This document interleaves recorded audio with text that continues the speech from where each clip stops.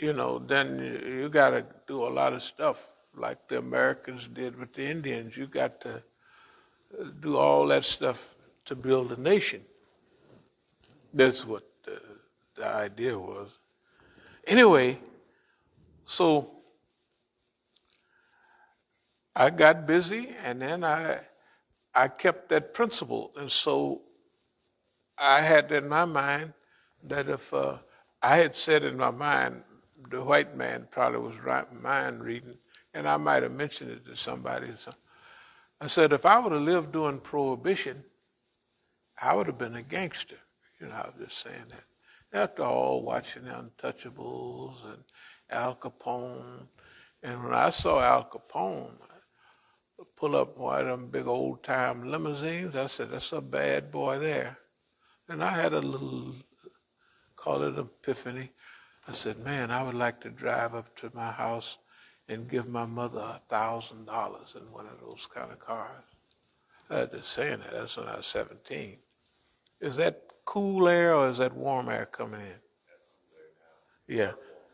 Yeah. Well, if we turn it off for a minute, we'll see what happens. Okay, now,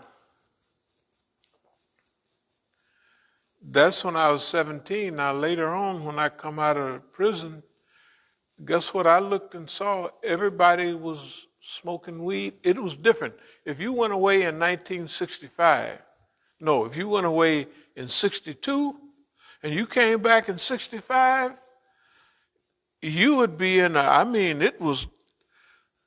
that was quick, man.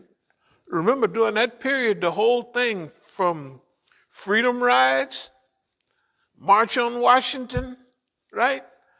Malcolm is killed. All of that didn't happen in that period of time. It ain't like that was fast. Now imagine you come out and you're in the Oakland, Berkeley, San Francisco area, and white folks is running all around, and you say, why are you here? Well, my mother told me not to hang around black people, so that's why I'm here.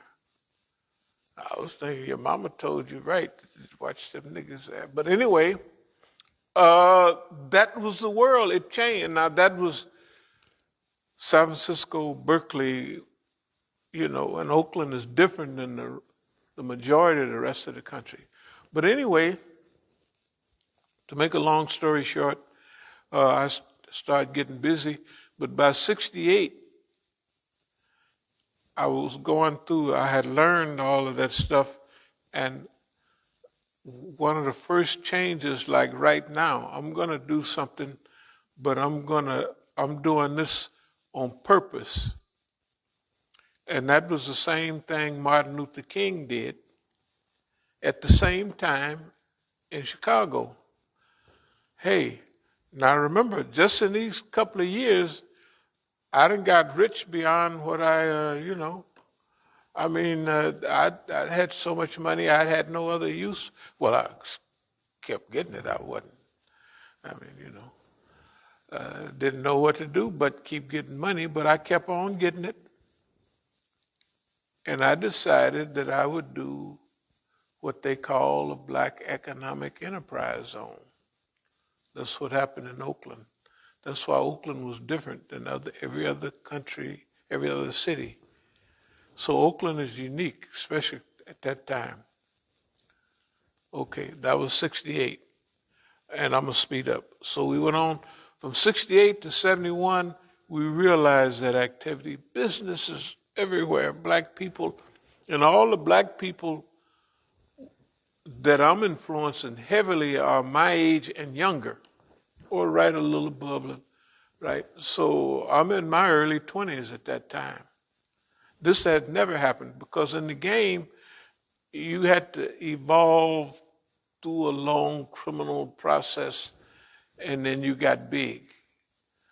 So all the big people around us was old Negroes.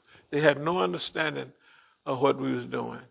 And I had one of my best friends, name was Honey Bear.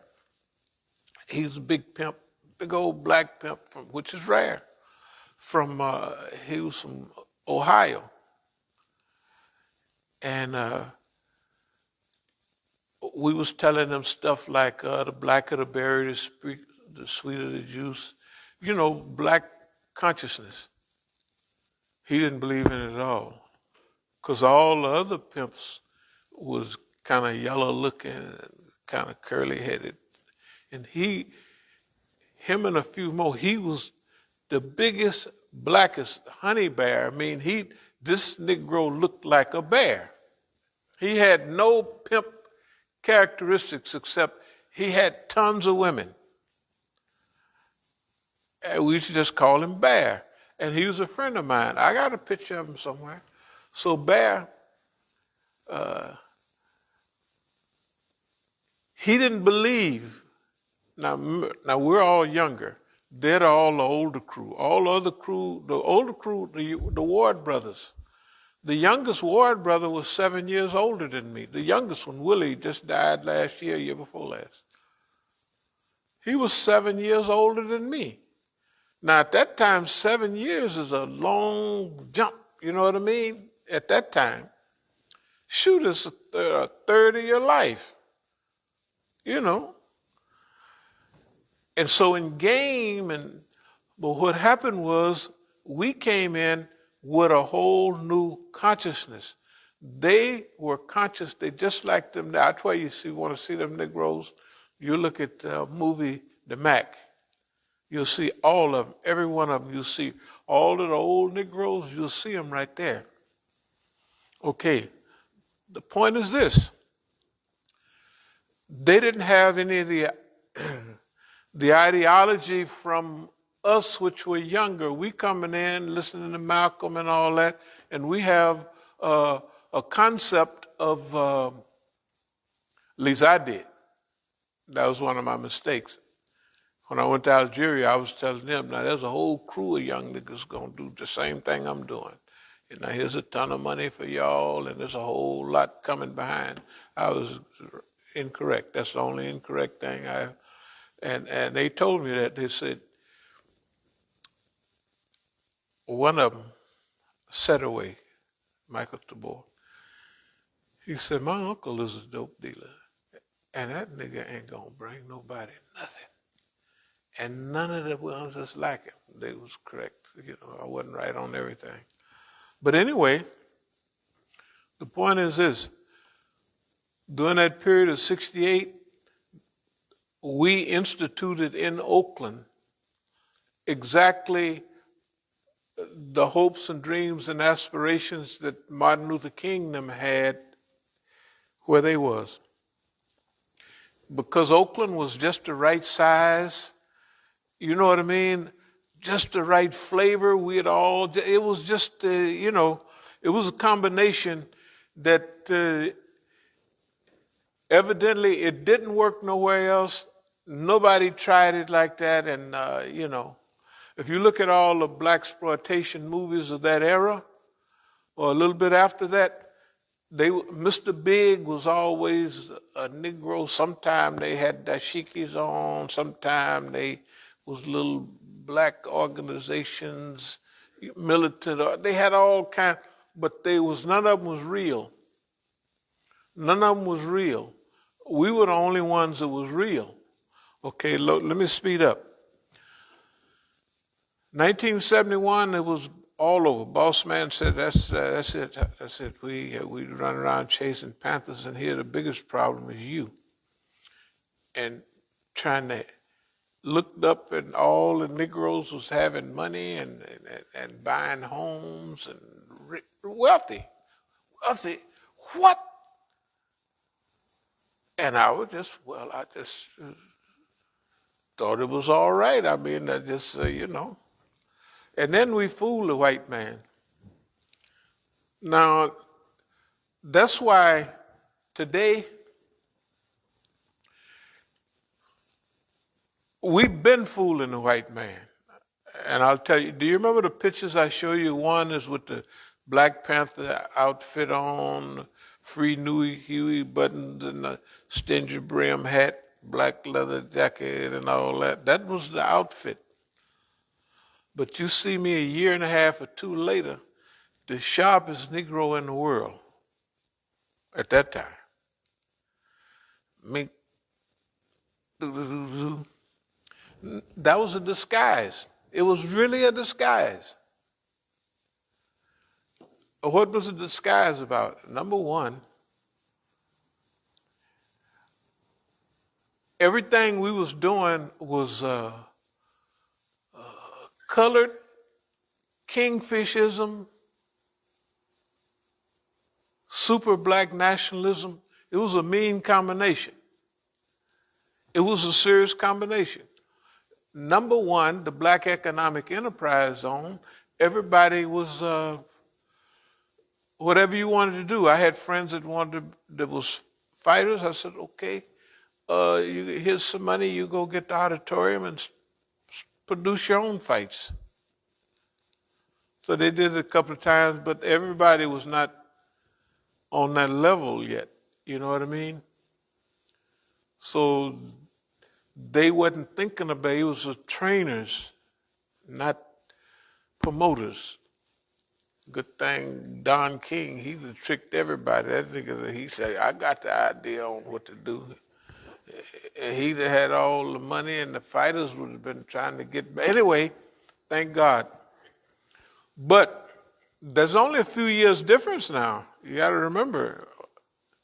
But anyway, so that period, a very flamboyant period, and when I saw it wasn't working, in 71, I left the country, and went through, it was wonderful to leave the country and see the world. Huh? Which is exactly the year that say the war on drugs started. What's 71. War on drugs. It's like war on poverty. The white man said, he said, I hear y'all done declared war on poverty. He said, yes, a new program. He said, but tell me where to surrender at. Y'all done declare, I want to surrender. This is a white man. Anyway, the war on drugs is the dirtiest thing in the world. It is so dirty, it is so nasty, and everybody's looking at it and don't know what they're looking at it. They look at the great Pablo Escobar. When Pablo Escobar is coming up, now I was in Colombia at that time, and even in Medellin a little bit. Got lucky and I missed it. Because he's just a young guy just coming up, Now, here's the deal, though. When you start doing anything, the government infiltrates you with lawyers and connections and everything. So Pablo Escobar was doing exactly what the government wanted him to do. No matter how big he get, his lawyers, where he's sending his money, what he's doing, they're going to get it all back anyway. And whatever they don't get back, don't worry. They'll estimate what they lost, and they'll print out the same thing. If Pablo Escobar told them that the Colombian debt is $4.5 billion, we'll pay it off if you don't sign this extradition treaty. The national debt, he's going to pay it off. Okay, this is, okay. So Pablo Escobar, a lot of people don't know. Number one, in Colombia, in a few years, things start happening. M19, the FARC starts selling drugs, just like the drug dealers, like the government. So why you think they sent all them helicopters and all that down, U.S. troops down to Colombia? To stop to stop the other people from infiltrating their business, taking their business away. And right after that, you see that the Colombians had to deal with a treaty. After 54 years, they have to make a treaty with the government because they buying all them fresh new weapons. They're able to fight the government with all that cocaine money. So the U.S. went down there and put a stop to it. That's why the U.S. sent all them troops down to Colombia, to stop them guys from cutting in on their business. As soon as they finished their tour of duty with all them supersonic helicopters and everything, bam, the FARC had to they had to say, well, we'll cooperate. Why? They cut off their money. Why? Because the government is